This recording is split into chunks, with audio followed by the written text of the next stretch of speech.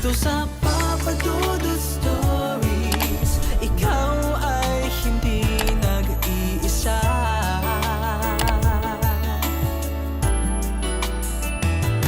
Dito sa Papa Dudut Stories, may nagmamahal sa'yo. May relasyon na hindi natin napapansin na nakakasakal na, lalo na kapag sobra nating minahal ang isang tao. Minsan kasi ang gusto lang natin ay maingatan at maalagaan ang taong espesyal sa buhay natin. Pag-aalaga na hindi naman pala nila kailangan. Dear Papa Dudut, may pag-aalaga na masarap damhin lalo na kung mula ito sa taong mahal natin. Pero may pag-aalaga rin na minsan ay magbibigay ng dahilan para magulo ang isang relasyon dahil magkakaiba ang ugali ng mga tao na pwedeng maging dahilan ng hindi pagkakaunawaan at sawaan. Good day po sa inyo Papa Dudut, pati na rin po sa ating mga kaistorya. Ako po si Lena, 31 years old, nagtatrabaho sa back office ng isang mall dito sa Laguna. Hindi ko rin talaga alam kung bakit ginawa ko itong sulat na ito. Siguro dala na rin ng malamig na panahon, kaya naisipan ko na magbahagi ng madramang kwento. Hindi ko alam kung magiging madrama din ito sa mga nakikinig ngayon, pero ito ang parte ng buhay ko na kailanman ay hindi ko na makakalimutan. Nakilala ko si Jello sa sport festival na ginanap sa school namin noong nasa 3rd year high school ako, Papa Dudut. Galing siya sa ibang school at kasama siya sa mga soccer player na dumayo sa lugar namin para maglaro. Nakipagkilala siya sa akin at kinuha ang cellphone number ko. Text at tawagan pa ang uso noon at yun ang madalas namin ginagawa dahil magkalayo ang school namin. Hanggang sa muli kaming magkita sa mall para mag-date. At bago matapos ang high school, naging boyfriend ko na si Jello. Ang relasyon na yon ay tumagal hanggang sa makatapos kami ng kolehiyo at magkaroon ng kanya-kanyang trabaho, Papa Dudut.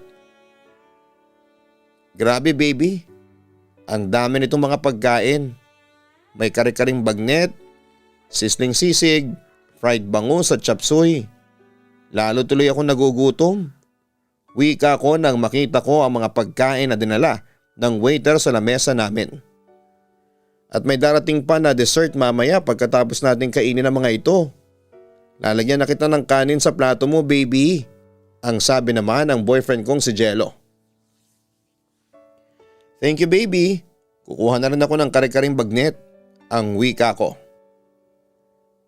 Ako nang maglalagay baby, eto ipaglalagay na kita sa maliit na mangkok, sandali lang. Kumuha na siya ng maliit na mangkok na para sa akin.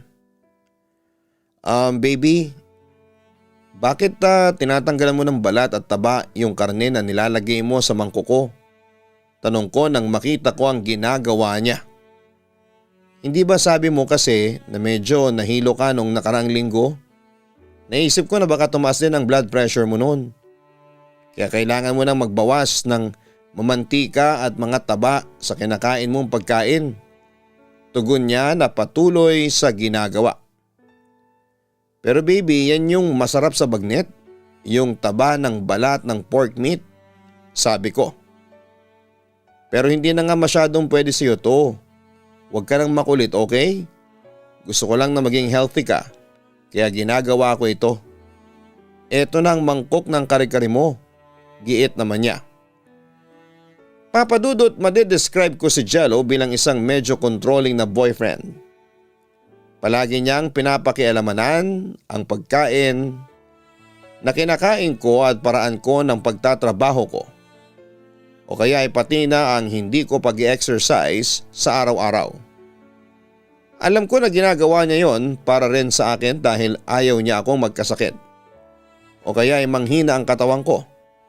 Kaya lang yun din kasi ang dahilan kung bakit hindi ko nagagawang ma-enjoy ang buhay ko. Sabi nga nila, hindi ba habang bata ka pa, dapat ay nagpapakasya ka na sa buhay mo dahil marami ka nang hindi magagawa kapag tumanda ka na. Yun ang hindi maintindihan ni Jello. Pero sa kanya kasi lahat ng ginagawa namin na hindi maganda sa katawan namin ay palagi may epekto na hindi maganda sa hinaharap.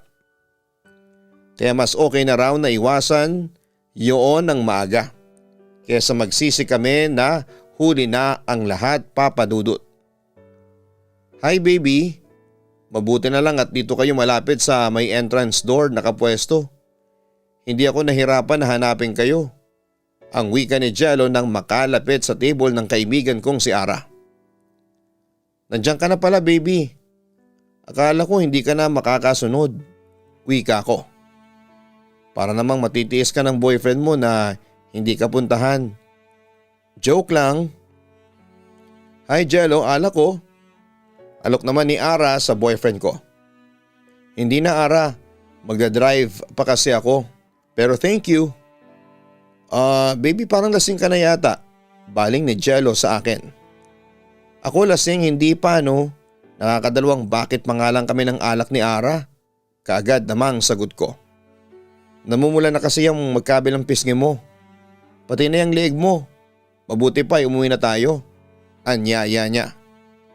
Nako baby masyado pang maaga para umuwi ako. Kita mo nga may ilang bote pa kami ng alak dito sa lamesa. Kaya umupo ka na lang dyan at tulungan mo kami na ubusin to. Anyaya ko naman sa kanya. Hindi nga pwede kasi mag-drive pa ako. Pagtatanggi niya. Di dyan ka na lang muna tapos samahan mo na lang kami ni Ara hanggang sa maubos na ang mga alak dito. Wika ko. Baka mahirapan kang maglakad mamaya kapag nasobrahan ka na sa alak. Kaya halika na, umuwi na tayo. Ang wika pa niya. Ayoko pa ngang umuwi kasi masyado pang maaga. Tugon ko. Lena, hindi ba masama sa iyo ang sobrang maraming alak na iniinom? Halika na. Ara, mauna na kami ni Lena ha. Bawi na lang kami next time. Pangungumbinsi pa niya. Sa huli pumayag na rin akong sumama sa kanya pa uwi.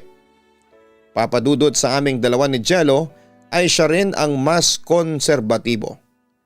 Hindi niya gusto ang mga maikling dress na sinusuot ko. Madalas din ay may baon siyang jacket para kapag nagkita kami at napapansin niya na medyo revealing ang suot ko ay papatungan niya kaagad yon ng jacket na dala niya. Hindi rin siya mahilig pumunta sa mga party o kaya ay magbar. Ipapahinga na lamang daw niya sa bahay ang oras na ilalagi niya sa mga lugar na ganon. Kaya nga wala rin siyang masyadong kaibigan na naiintindihan ko naman. Bukod sa pagiging soccer player noong high school at college ay wala na siyang ibang ginawa kundi ang mag-aral o kaya ay i-date ako sa mga simpleng lugar. Kumbagay ako na rin halos ang ginawa niyang mundo.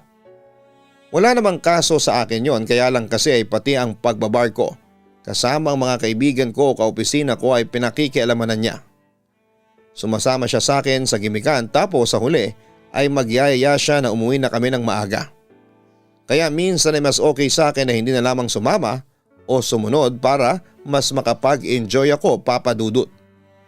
Papa Dudut, sa paglipas pa ng panahon sa relasyon namin ni Jello ay unti-unti akong nakaramdam ng pagkasakal mula sa kanya.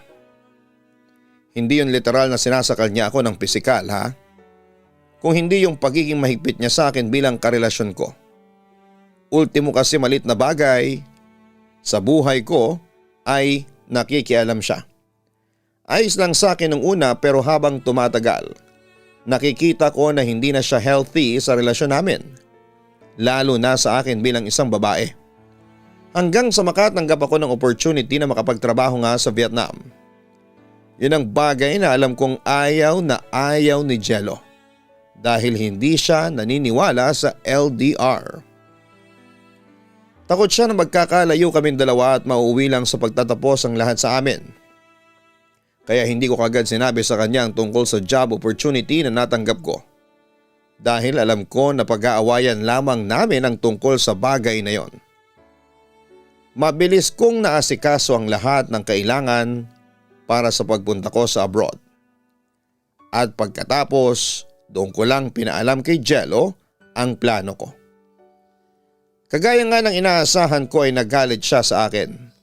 Sinabi niya na alam niyang masisira ang relasyon namin kapag nagkalayo kaming dalawa. Bakit kasi hindi muna natin subukan, Jello? Ang wika ko.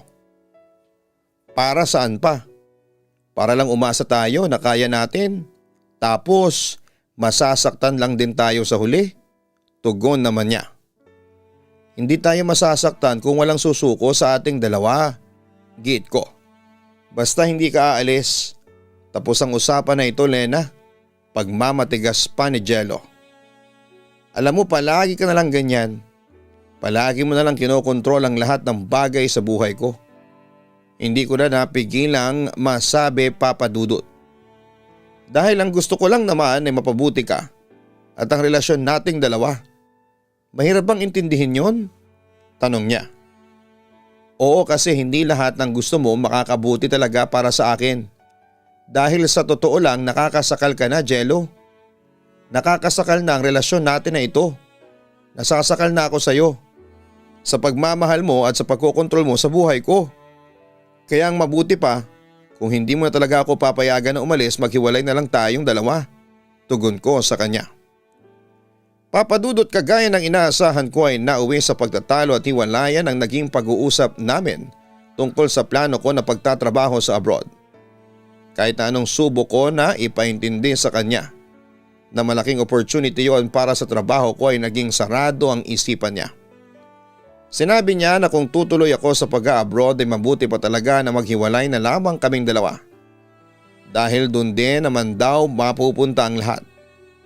Alam niya raw na ilang porsyento lang na magkakarelasyon ang nagtatagumpay sa LDR at sigurado siya na hindi kami kasama sa iilang porsyento na yon.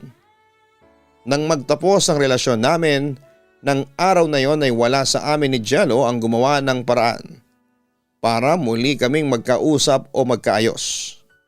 Siguro dala na rin ng pride ay hinayaan na lamang namin na magtapos ang ilang taon na relasyon naming dalawa hanggang sa makalis na ako ng Pilipinas, Papa Dudut. Gaano katagal ka nga ulit nawala dito sa Pilipinas? Tanong ni Ara. Kakauwi ko lang ng Pilipinas at sa kanya ako kauna-unahang nagpakita. Mahigit 2 taon din. Dapat nga nung 1 taon pa ako uuwi pero tinapos ko na lang muna yung kontrata ko sa Vietnam para wala nang problema. Ikaw Ara, kumusta ka naman? Tanong ko rin sa kanya. Eto, ayos lang. Umalis na ako dun sa kumpanya na pinagtatrabahuhan natin at alam mo ba, yun ang pinaka the best na ginawa ko. Kasi doon sa nilipatan kong kumpanya, 6 na buwan pa lang ako nagtatrabaho ay na-promote na kagad ako. Tapos pagkalipas ng 5 buwan, na-promote ulit ako sa mas mataas na posisyon. Samantalang doon sa dating kumpanya, 5 taon bago ako nakaranas ng promotion. Pagkukwento pa niya, Papa Dudut. Mukhang hindi ka nga nagkamali dyan sa ginawa mong desisyon. Sana lahat hindi nagsisisi sa pinili nila para sa sarili nila. Ang wika ko. O bakit parang ang lalim naman ng hugot mo dyan? Uhulaan ko si Jello yan, no? Tanong niya. Hindi kagad ako nakasagot at napabuntong hininga na lamang.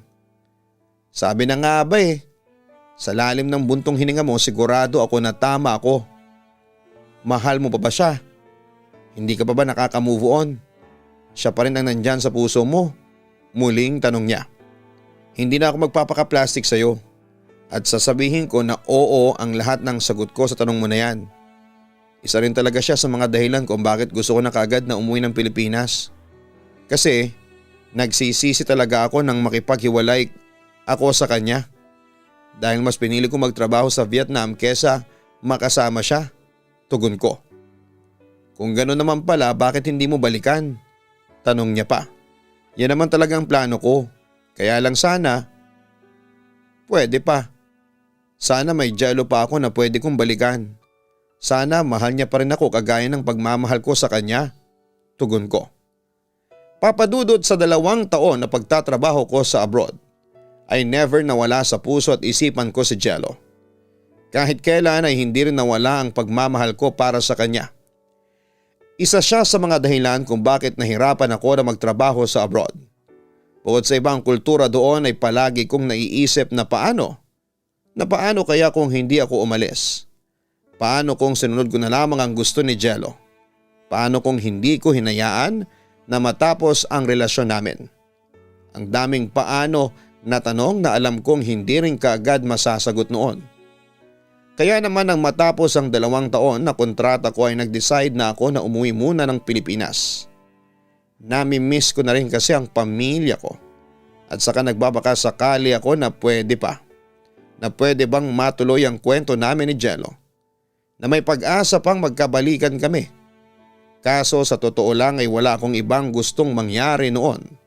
Kung hindi ang maging kami ulit. At makasama ko ang lalaking pinakamamahal ko, Papa Dudut. Naniniwala ako na walang perpektong relasyon, Papa Dudut. Lahat ay pwedeng dumaan sa mga pagsubok kagaya ng mga pag-aaway at hiwalayan. Pwedeng masira ang tiwala at relasyon, pero hanggat may katiting na pagmamahal pa para sa isa't isang dalawang tao, may katiting din na pag-asa na muling maayos ang isang relasyon. Sa aming dalawa ni Jello ay hindi ako sigurado kung may natitira pa ba siyang espesyal na pagmamahal para sa akin pagkalipas ng mahigit na 2 taon na hindi kami nag-uusap. Pero ayaw ko nang magsayang pa ng panahon. Kasi pwedeng ang paghihiwalayan at pagtatapos ng relasyon namin ay malaking pagsubok lang para mas lalo kaming patatagin. Kaya gusto kong ako na ang gumawa ng paraan para malaman kung ano nga ba ang sagot sa mga tanong ko. Kahit walang katiyakan sa mga sagot na makukuha ko, at least ako ang nag-effort sa bandang huli. Ang nasa isip ko noon ay kung kami ni Jello ang para sa isa't isa. Tutulungan ako ni Lord na muling makalapit sa kanya, Papa Dudut. Anong ginagawa mo dito? Bungad sa akin ni Jello nang pumunta ako sa bahay nila. Kausap ko kanina lamang ang mama niya. Pero pumunta ito ng kusina para kumuha ng maiinom ko. Gusto ko kasing dalawin si tita. Pati na rin ikaw, tugon ko. Ngayong nadalaw mo na si mama, pwede ka nang umalis. Malamig pang wika niya. Jello, ang totoo ay gusto ko rin talagang makausap ka. Ang sabi ko pa. Wala na tayong dapat na pag-usapan kaya umalis ka na, Lena. Pagtataboy niya sa akin. Jello, please. Huwag ka namang magalit sa akin. Alam ko na kasalanan ko kung bakit tayo nag-break kaya nga eto. Ako na yung gumagawa ng paraan para magkaayos tayong dalawa. Naiiyak na sabi ko. Sino bang may sabi na may maaayos pa sa atin, Lena? Tanong niya. Bakit? Hindi mo na ba ako mahal? Jello, sa 2 taon na pagtatrabaho ko sa Vietnam, hindi ka nang wala dito, sa puso ko. At nang umuwi ako ng Pilipinas, isa lang ang gusto kong gawin. Ang magkabalikan tayong dalawa dahil mahal pa rin kita. Mahal mo pa rin ako, hindi ba?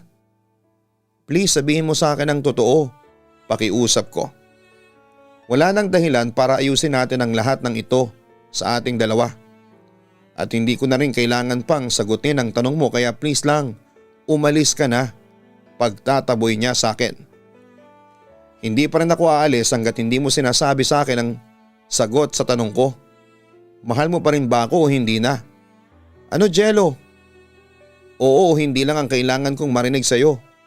Ano ba talagang nararamdaman mo para sa akin? Mahal mo pa rin ba ako o hindi na?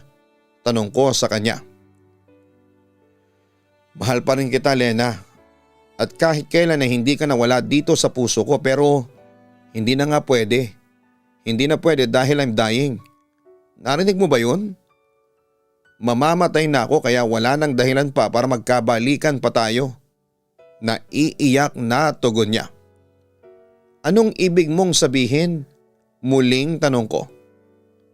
May pancreatic cancer ako. Stage 3. At ang sabi ng doktor ay malaki ang chance na umakyat na sa stage 4, Lena.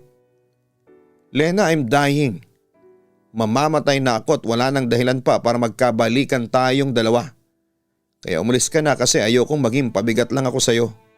Pag-iyak pa ni Jello. Hindi ako aalis dito. Dito lang ako. Hindi kita iiwanan. Jello, mas lalong ayoko mawala sa tabi mo. Hindi lang dahil sa sakit mo kung hindi dahil mahal kita. Mahal na mahal kita. At hindi ko hahayaan pa na magkalayo tayong dalawa. Hindi na ulit kita iiwanan. Hindi na ako ulit mawawala sa tabi mo. Lumuluhang tugon ko. Papadudot, sa totoo lang ay magkahalong emosyon ang nararamdaman ko ng mga oras na yon. Lalo na nang marinig ko ang tungkol sa sakit ni Jello. Doon ko na nga na-realize na kahit friends pa rin kami sa Facebook, never siyang naging active sa pagpo-post. Wala na rin siyang updated na profile picture o kahit man lang bagong upload na litrato. Puro mga repost na mga Bible verse at inspiring quotes ang nasa wall niya. Yun pala, ang laki na rin talaga ng nagbago sa itsura niya. Umayat siya ng sobra, lumalim ang eye bags niya at ramdam ko sa boses niya na may iniinda siyang sakit. Nang araw na yon ay nagkabalikan na rin kami ni Jello, Papadudot. Hindi ako nakipagbalikan sa kanya kasi naaawa lamang ako sa kalagayan niya. Binanggit ko din sa sulat ko kanina na bala ko na talagang ayusin ang lahat sa aming dalawa. Dahil kahit kailan ay hindi nagbago ang pagmamahal ko sa kanya. At yon ang paulit-ulit na nililinaw ko kay Jello. Hindi po awa ang nararamdaman ko sa kanya kung hindi puro pagmamahal lang. Papadudot, mula noon ay sinamahan ko na si Jello sa mga therapy at follow-up check-up niya. Gusto ko na maramdaman niya na hindi ko siya iiwan kahit na ano ang mangyari. Palagi kong pinapalakas ang loob niya para maging matatag siya. Sa awa ng Diyos, sinabi ng doktor na bumubuti ang kalagayan niya. Kaya naman nagawa naming magbakasyon sa lugar na matagal na naming gustong puntahan, Papadudot. Baby, thank you talaga ha. Hindi lang naman para sa araw na ito kung hindi sa lahat ng araw na minahal mo ko. Alam mo, tama ka naman sa mga sinabi mo noon. Lahat ng ginagawa mo dati para sa akin lang lahat yon. Sa ating dalawa. Ako yung palagi mong inuuna, iniintindi at inaasikaso. Ako yung palagi mong inaalala. Pero lahat ng effort na ginawa mo para sa akin ay sinayang ko lang. Wika ko. Nasa may tabing dagat kami noon at magkasamang pinagmamasdaan ang paglubog ng araw. Huwag mo nga sabihin yan, ang wika pa ni Jello. Bibi, sa ilang taon na relasyon natin, puro sarili ko lang ang iniisip ko samantalang ikaw ay palaging ako ang priority mo. Kaya nga kung pwede lang talaga na mabalik yung nakaraan ay gagawin ko ang lahat. Para makabawi ako sa'yo. Naiiyak na sabi ko. Bakit ka naman babawi sa akin? Wala ka namang naging kasalanan o pagkukulang. Sa totoo lang, Lena, walang oras na nagsisisi ako na minahal kita. At kung totoo man ang reincarnation ay paulit-ulit kong hihilingin sa Diyos. Ikaw lang ang ibigay niya sa akin. Para mahalin ko. Kahit na hindi ka na niya ibigay sa akin ng panghabang buhay, bastang gusto ko lang ay magawa kitang mahalin ng paulit-ulit. Naiiyak na wika niya sa akin. Ano ba naman yan? Pinapaiyak mo na ako masyado, Jello. Sambit ko. Sorry. Gusto ko lang talagang sabihin kung ano man yung nilalaman ng puso at isipan ko ngayon. Pero Lena, pwede ba akong humingi ng favor sa'yo? Kung sakali man na mauna ako sa'yo na mawala sa mundo na ito, gusto ko sanang buksan mo ulit ang puso mo para sa ibang tao. Gusto ko na magmahal ka ulit ng iba. Ayokong makulong ka sa alaala ko sa habang buhay. Pakiusap niya. Tuluyan ng sumabog noon ang mga luha ko kasi pakiramdam ko ay nagpapaalam na siya sa akin. Ano ba yung sinasabi mo, Jello? Matagal pa tayong magkakasama. Ang sabi ng doktor ay magiging okay ka na, hindi ba? Kaya hindi mo ko kailangan pagbilinan ng ganyan. Ang wika ko. Oo nga, kung sakali lang naman. Basta ang gusto ko kung hindi man tayong magkatuluyan, maging malaya ka pa rin na magmahal ng iba. Hay, bigla ako nakaramdam ng antok. Ayos lang ba kung isandal ko ang ulo ko dito sa balikat mo? Tanong niya. Oo naman. Sumandal ka na sa balikat ko. Magpupunas lang ako ng pisngi ko na Nabasa ng luha dahil sa mga sinabi mo. Mabuti na lang at may dala akong panyo dito. Napapailing na sabi ko. Lena, naaalala mo pa ba yung unang beses na nagkita tayo? Alam mo ba na yun din ang unang beses na minahal kita? Tanong ni Jello habang nakasandal ang ulo niya sa balikat ko. Talaga? Alam mo ba na naging crush din kaagad kita sa araw na yon? Kahit pa tinamaan ako ng bola ninyo habang nagpa-practice kayo ng soccer sa field? Nagtataka pa nga ako kasi ang layo naman ng pwesto ko pero tinamaan pa rin ako ng bola. Yun pala, sinadya mo yun para magpapansin sa akin. Naalala ko rin nung inamin mo yun sa akin. First date natin yun, hindi ba? Kumakain tayo noon sa food court sa mall kasi konti lang ang budget natin. Dapat nga libre mo yun pero na-short ka sa pera kasi ang lakas kong kumain ng french fries. Naalala mo pa rin ba yun lahat? Baling ko kay Jello. Nakita kong nakapikit pa rin ang mga mata niya. Jello? Tulog ka na ba? Hindi mo ba napapakinggan yung mga sinasabi ko? Hay, parang ang lalim naman ang tulog mo. Jello, gumising ka na kasi medyo bumibigat ka na. Baka lalo pang lumalim ang pagtulog mo. Hindi kita mabubuhat. Pabalik sa cottage natin. Pagising ko sa kanya. Ilang saglit ko pa yung ginawa hanggang sa may napansin ako. Jello, gising ka na. Imulat mo na mga mata mo. Ano ba? Ginugood time mo ba ako? Gumising ka na Jello, please, gumising ka na. Imulat mo na yung mga mata mo. Hindi na ako natutuwa sa joke mo. Jello, wag mo namang gawin sa akin to, Jello. Jello, gising, gumising ka na, please, Jello. Malakas na pag-iyak ko. Papadudot, iniisip ko nung una na nakatulog lamang si Jello sa balikat ko. Gusto kong paniwalain ang sarili ko na tulog lamang siya ng mga oras na yon. Pero hindi ko na maramdaman ang paghinga niya at mas lalong namumutla ang mga labi niya. At nang dalhin namin siya sa pinakamalapit na ospital, katulong ang ibang tao sa beach resort na yon. Kaagad na sinabi ng doktor na wala na si Jello. Tuluyan na akong iniwan ng lalaking pinakamamahal ko. Papadudot na lamang ko na hindi pala totoo ang sinabi sa akin ng doktor ni Jello noon sa sakit niya na bumubuti na ang kalagayan niya. Sinabi sa akin ng doktor na nakiusap sa kanya si Jello na huwag nang ipaalam sa akin na maikli na lamang ang oras niya sa mundo. Gusto raw kasi ni Jello na mas masulit ang mga oras na makakasama niya pa ako. Hindi raw yon mangyayari kapag alam ko na hindi na maganda ang lagay ng katawan niya sa sakit niya. Dahil puro pag-aalala lamang ang gagawin ko. Si Jello rin ang nag-request sa doktor na bigyan siya ng permiso na makapagbakasyon kasama ako. Yun daw ang huling request nito bago ito tuluyang mamaalam. Hindi naging madali para sa akin at tanggapin na wala na si Jello, papadudot. Pakiramdam ko ay napakaraming taon ang nasayang na sana ay nakasama ko pa siya na pareho kaming masaya. Sana hindi na lamang ako umalis noon at nagstay na lamang ako sa kanyang tabi. Saka hindi ko na lamang iniwan si Jello at hinayaan na magdusa sa loob ng 2 taon na hindi niya ako kasama. Nag-guilty rin ako sa part na nakaramdam ako ng pagkasakal sa relasyon naming dalawa kahit ang totoo ay lahat naman ang ginawa niya ay para lamang sa ikabubuti ko. Wala siyang ibang inisip kung hindi puro ako lang. Mas palagi niya akong inuuna kesa sa sarili niya. Yun ang bagay na hindi ko kaagad binigyan ng halaga dahil puro sarili ko lamang ang inisip ko noon. Papadudot sa lahat ng bilin ni Jello, bago siya mawala isang bagay lang ang hindi ko pa nagagawa hanggang ngayon. Yun ay ang buksan ang puso ko at magmahal muli ng bagong tao.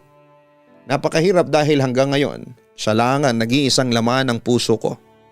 Kahit 4 na taon nang nakakalipas mula nang mawala siya, hindi ko pa rin nararamdaman na handa na akong magmahal muli. Ganon pa man ay hindi naman ako nalulungkot dahil alam ko na kung oras na talaga para magmahal akong muli ay tutulungan ako ni Lord at ni Jello na paghilumin ang sugat na matagal nang nandito sa puso ko dahil sa pagkawala ng lalaking pinakamamahal ko. Dito na rin po nagtatapos ang sulat ko at maraming salamat sa pagbibigay ng oras para ikwento ang buhay namin ni Jello. Yours truly, Lena. Hindi madali ang mawalan ng minamahal sa buhay lalo na kung naging malaki ang parte na ginagampanan niya para mapabuti tayo. Pero ganun pa man ay umaasa ako na hindi mo habang buhay na ikukulong sa lungkot ang sarili mo, Lena. Alam ko kasi na hanggang ngayon ay binabantayan ka pa rin ni Jello kung nasaan man siya. At hanggat nakikita niya na malungkot ka ay mas lalong hindi siya matatahimik. Pero lahat naman ng malalim na sugat ay dapat ay binibigyan ng oras para maghilom hanggang sa tuluyan na itong gumaling. Pero sana, Lena, ay tulungan mo rin ang sarili mo na gamutin ang sugat na naiwan ng dahil sa pagkawala ni Jello sa buhay mo. Palagi kang magdarasal at humingi ng gabay sa Poong May Kapal. Nabigyan ka ng lakas pa ng loob para magpatuloy sa buhay. At hilingin mo rin na tulungan kanya na tuluyan ng matanggap na hindi na kailanman babalik pa ang lalaking sobra mong minahal. Sigurado ako na darating ang araw at oras na may isang tao pa rin na magiging dahilan para muling maging masaya ang puso mo. Huwag kalimutan na mag-like, mag-share at mag-subscribe. Maraming salamat po sa inyong lahat.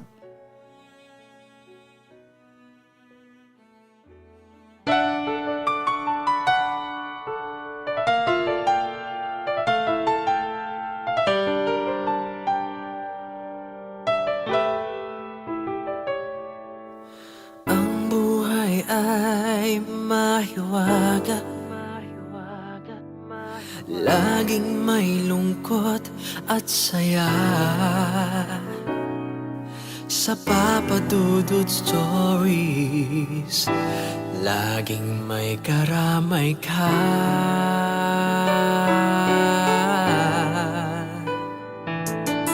Mga problemang kay bigat, dito ay pakikinggan ka.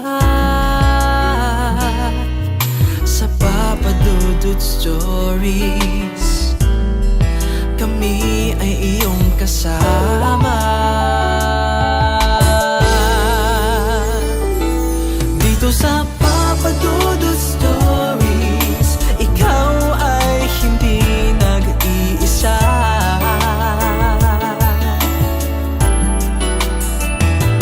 Dito sa Papa Dudut Stories, may nagmamahal sa'yo. Papa Dudut Stories,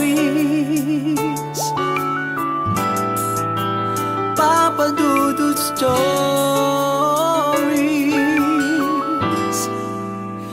Papa Dudut Stories.